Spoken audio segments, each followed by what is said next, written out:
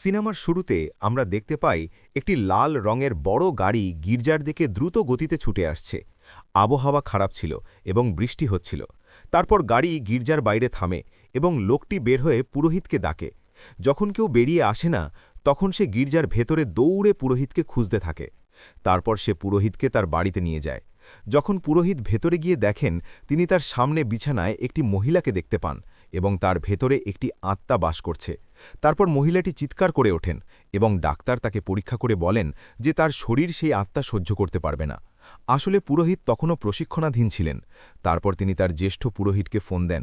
তিনি বলেন যে যদি তোমার মনে সামান্যতম পাপও থাকে, তাহলে সেই আত্মা তোমাকে প্রসেস করে ফেলবে। আমার জন্য অপেক্ষা করো, আমি 2-1 দিনের মধ্যে সেখানে পৌঁছে যাব। কিন্তু ফাদার পিটার ফোনটা রেখে দেন এই বলে যে আমি নিজেই এটা করব। ফাদার যখন তার ঘরের কাছে যায়, তখন ভেতর থেকে একটা কণ্ঠস্বর বলে, তুমি এখনও প্রস্তুত নও ফাদার। আত্মা ফাদারকে অনেক কিছু বলে, কিন্তু ফাদার তার কথা শোনে না এবং সে মন্ত্র জপ করতে থাকে। কিন্তু সে ফাদারকে বারবার বলে।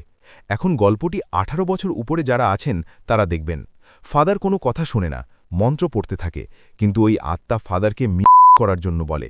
তাতেও কাজ হয় না, ফাদার মন্ত্র করতেই থাকে, কিন্তু আত্মা বারবার ফাদারকে করতে বলতেই থাকে।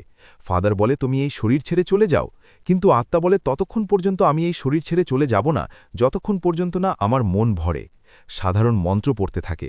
তখন ওই মহিলাটি বেডের মধ্যে শুয়ে পড়ে আর ঠিক হয়ে যায়। যখন ফাদার তাকে চেক করার জন্য তার কাছাকাছি যায়, তখন সে ফাদারকে কাছে টানতে যায়, আর ফাদারও করে ফেলে। তারপর আমরা দেখি আত্মা ফাদারের শরীরে প্রবেশ করে। তারপর সিন চলে যায় 18 বছর পর। একটা জেলের কর্মচারী জেলের মধ্যে খাবার দেওয়ার প্লেট আমার জন্য জেলের মধ্যে হাত দেয়, আর তখনই তার হাত কেউ কামড়ে দেয়। পরের সিনে আমরা ফাদার পিটারকে দেখি, যে গরিবকে খাবার বিতরণ করছিল। তখন সেখানে একজন মহিলা তাকে ডাকতে আসে। তারপর ফাদার তার বাসায় গিয়ে মহিলার বাচ্চাকে চেক করে। বাচ্চাটি অসুস্থ ছিল। ফাদার তাকে কোলে নিয়ে হসপিটালে যায়। হসপিটালে গিয়ে আমরা দেখতে পাই সেখানে আরও অনেক বাচ্চারা অসুস্থ হয়ে পড়ে আছে, আর সবার একই রোগ হয়েছে। তারপর ফাদার মেক্সিকোর উদ্দেশ্যে রওনা হয়। সে এখনও 18 বছর আগের কথা বলতে পারে না। তারপর সে তার সিনিয়র পাদ্রির কাছে যায়। 18 বছর আগে ঘটে যাওয়া সব পাদ্রির কাছে শেয়ার করতে চায়, কিন্তু কেন জানি করতে পারে না। তারপর সে তার সুটকেস থেকে ওই দিন রাতের রেকর্ড করা একটি ডিভিডি বের করে। সিনিয়র ফাদার বলে এটার কোনো প্রয়োজন নেই, কারণ তুমি অনেক বছর ধরেই গরিব মানুষদের অনেক হেল্প করতেছ। সিনিয়র ফাদার পিটারকে একটু চেক দেয়, যেটাতে অনেক টাকা ছিল, যাতে করে সে এইভাবেই সব সময় গরিব মানুষদের সাহায্য করতে পারে। তারপর ফাদার পিটার চেক সহ তার ওই ক্যাসেটটিও সুটকেসের মধ্যে রেখে দেয়। তারপর সে বাসায় গিয়ে ঈশ্বরের কাছে ক্ষমা চায়। তখন তার কানে চার্চ থেকে একটা কান্নার শব্দ শুনতে পায়। যখন সে চার্চের মধ্যে ঢোকে, তখন সে দেখে ওইখানে ঈশ্বরের ছবিটি নেই। পাশে একটি কোণার মধ্যে একটা মানুষকে সে কান্না করতে দেখে। যখন সে পাশে যায়, দেখে যে ঈশ্বরের মূর্তির মধ্যেই একটা আত্মা ভর করেছে, আর সে ফাদার পিটারকে হামলা করে ফেলি। তখন ফাদারের চোখ খোলে এবং সে দেখতে পায় যে সে এতক্ষণ পর্যন্ত স্বপ্ন দেখতেছিল। তখন ফাদারের টেলিফোনে সেই জেলখানা থেকে একটা ফোন আসে। সে বলে যে আমাদের একটা কয়েদি অসুস্থ হয়ে পড়েছে, সে আপনাকে ডাকতে বলেছে। তখন ফাদার সেই জেলের মধ্যে যায়। ভেতরে যাওয়ার পর জেলের ওয়ার্ডান ফাদারকে বলে যে সে একটি কয়েদিকে মেরে ফেলেছে।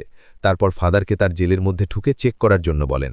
ফাদার তাকে হ্যালো বলে, কিন্তু আত্মাটি বলে আমি একা নই, আমরা অনেকেই এখানে আছি। আস্তে আস্তে তোমাদের বাচ্চাদেরকেও আমি প্রসেস করে নেব। ফাদার একটি অনাথ আশ্রম চালাতেন। আত্মাটি বলে তুমি কি আর একবার আমার সাথে করবে? ফাদার ভয় পেয়ে যায় এবং ওইখান থেকে বেরিয়ে যায়। তখন সেখানে এত জোরে চিৎকার শোনা যায়, সবাই সেখানে নিজের কান চেপে বসে পড়ে। তারপর ফাদার বলে আমি এই কাজটি করতে পারবো না, দুঃখিত। সে বলে এই কাজগুলো আমি অনেক আগে থেকেই করা বন্ধ করে দিয়েছি। তখন সেখানে ওই মেয়েটির মা আসে। সে বলে দয়া করে আমার মেয়েটিকে সুস্থ করে দেন। ফাদার দেখে যে এই মহিলাটি সেই মহিলা যার সাথে সে 18 বছর আগে করেছিল, আর এই মেয়েটি তাদের দুজনেরই সন্তান। মহিলাটি বলে আমি কিছুদিন পরে জানতে পারি যে তুমি আমার সাথে কি করেছিলে। ফাদার পিটার বলে সেটা আমি ইচ্ছা করে করিনি, আমি ওই সময় ওই শয়তানের আসরে ছিলাম। মহিলাটি বলে যদি এই পাপ থেকে তুমি মুক্তি চাও, তাহলে আমার মেয়েকে ওই শয়তানের কাছ থেকে বাঁচাও। আমরা দেখতে পাই ফাদারের ঘুম তো ভাঙে, কিন্তু তার শরীরে কোনো কাজ করে না। বন্ধুরা, আমাদের সাথেও কিন্তু মাঝে মাঝে এমন হয়, আমরা ঘুম থেকে উঠে তো যাই, কিন্তু অনেক চেষ্টা করার পরেও আমাদের হাত পা লড়াইতে পারি না। তোমাদের কি এমন কখনো হয়েছে? তাহলে অবশ্যই আমাকে কমেন্টে জানাও। তারপর একটা আত্মা চাদরের ভেতর থেকে তার সামনে বসে পড়ে। ফাদার অনেক জোরে জোরে চিল্লায়, বলে হে ঈশ্বর, আমার গুনাহগুলা মাফ করে দাও আর আমার জান বাঁচাও। তখনই ফাদারের শরীর আবার কাজ করতে শুরু করে, আর সব কিছু নর্মাল হয়ে যায়। তারপর ফাদারকে হসপিটালে ডাকা হয়। ওইখানে গিয়ে ফাদার শুনতে পায় যে এই পর্যন্ত 5 জন বাচ্চা মারা গেছে। চিন্তা করার বিষয় হচ্ছে তাদের কারোরই কোনো রোগ ছিল না।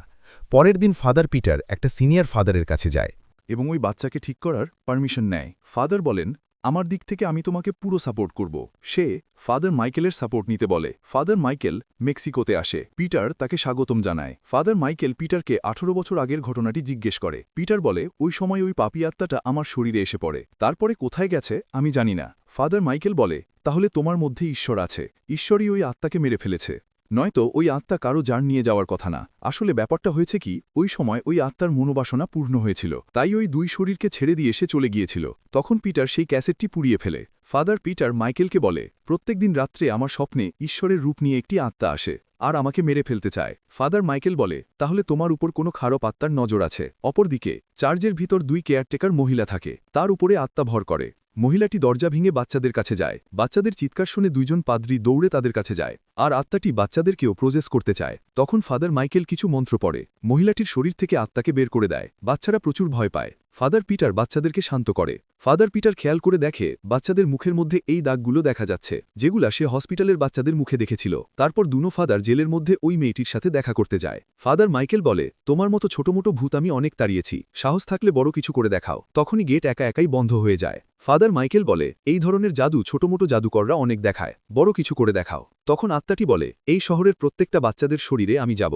সে ফাদার মাইকেলকেও নিজের কন্ট্রোলে নিয়ে আসে। ভয়ানক আত্মাটি জেলের প্রত্যেকটা কয়েদিকে তার বশে আনে এবং একটা টিম তৈরি করে নেয়। তখনই মেয়েটি ফাদার মাইকেলের উপরে চড়াও হয়, তার কান কামড়ে ধরে তাকে মেরেই ফেলবে। ঠিক তখনই পিছনে যেই ডাক্তারটা ছিল সে তাকে ঘুমের ইঞ্জেকশন দিয়ে দেয়, আর মেয়েটি বেহুশ হয়ে যায়। তারপর দুনো পাদ্রী জেলের মুখপাত্রের সাথে দেখা করে, তাকে বলে পুরো জেলটা খালি করে ফেলতে। তখন মুখপাত্র বলে, আমরা এটা করতে পারবো না, আমাদের পারমিশন নেই। ফাদার মাইকেল পিটারকে বলে, এই আত্মাটার প্রচুর শক্তি, আমরা তাকে কন্ট্রোল আনতে পারবো না। এই ধরনের আত্মারা অনেক চালাক হয়, তোমার সাথে আমার ঝগড়া লাগিয়ে দিতে পারে। যদি তোমার শরীর পুরোপুরি পবিত্র থাকে তাহলে তার সাথে তুমি যুদ্ধ করতে পারবে। তখন সবাই মিলে জেলগুলা খালি করে দেয়। মুখপাত্র বলে, আমরা সবাই কাল সকালে আসব, শুধুমাত্র একটা গার্ড আর একজন ডাক্তার ওখানে থেকে যায়। তারপর দুনো পাদ্রী জেলের মধ্যে যায়, আর আশেপাশের বাতিগুলা জাম্পিং করতে থাকে। মেয়েটার জেলে যাওয়ার পরে তাকে ওখানে আর দেখা যায় না। আর ওই ডাক্তারটি একটা লাশ দেখতে পায়, যেটা ছিল তার সাথে থেকে যাওয়া সেই গার্ডটার।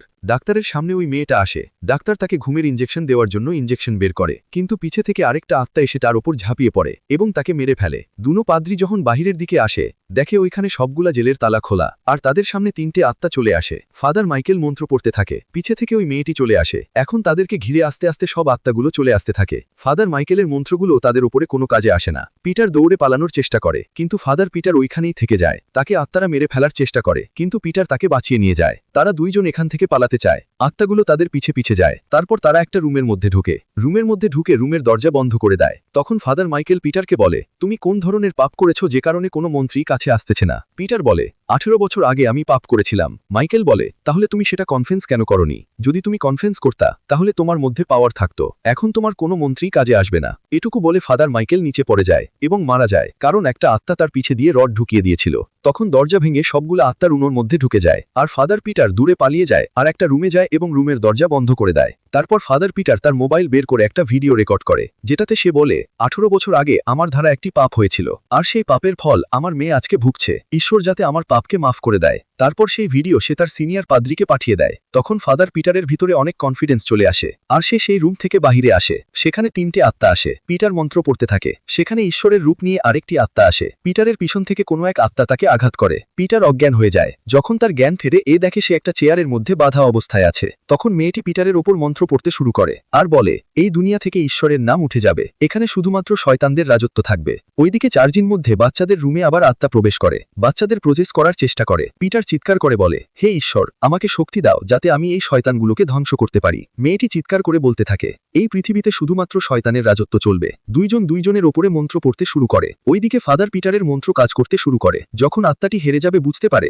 তখন পিটারের সাথে একটা চুক্তিতে আসতে চায়। সে বলে, তোমার মেয়ে অথবা ওই বাচ্চাগুলো যে কোনো একটা তোমাকে বেছে নিতে হবে। কিন্তু পিটার সবাইকেই বাঁচাতে চায়। পিটার বলে, তোমাকে সবার শরীর ছেড়ে যেতে হবে। তখন আত্মাটি ফাদারের শরীর বেছে নেয়। ফাদার মাইকেল পিটারকে আগেই বলেছিল এই আত্মার সাথে কোনো ডিলে যাতে না যায়, কারণ আত্মাটি খুবই চালাক। এদিকে পিটার যদি ডিলে না যায় তাহলে আত্মাটি তার মেয়েকে মেরে ফেলত এবং ছোট বাচ্চাদেরকেও মেরে মেরে ফেলত। পিটার তাকে সমর্পণ করে। তখন মেয়েটির শরীর থেকে আত্মা বের হয়ে যায় এবং চার্জের মধ্যে বাচ্চাগুলো ঠিক হয়ে যায়। যখন পরের দিন গার্ডরা জেলের দরজা খোলে, পিটার তার মেয়েকে কোলে নিয়ে ওইখান থেকে বের হয়। বাহিরে মেয়েটির মামু দাঁড়িয়েছিল। পিটার 112টি বাচ্চার জান বাঁচায়। তখন ওইখানে সিনিয়র ফাদার, যার কাছে পিটার কনফারেন্স করেছিল, সে চলে আসে। সে পিটারকে বলে, তোমাকে ঈশ্বর মাফ করে দিয়েছে, আর আমিও সেই ভিডিওটি ডিলিট করে দিয়েছি। ভ্যাটিকান শহরে কাউন্সিলরের চাকরি তোমার জন্য অপেক্ষা করছে। তখন মেয়েটি পিটারের সামনে আসে। তারা ওইখান থেকে যাওয়ার পর আমরা বুঝতে পারি ফাদার পিটারের ওপরে ওই শয়তান আত্মাটা প্রসেস করেছে। আর সেখানে যেই সিনিয়র পাদ্রিটা ছিল, সেও অনেক আগেই এই শয়তানের কাছে হার মেনেছিল। আসলে কাহিনীটা হচ্ছে, এখানে শয়তান এবং ঈশ্বর দুজনেই উপস্থিত ছিল।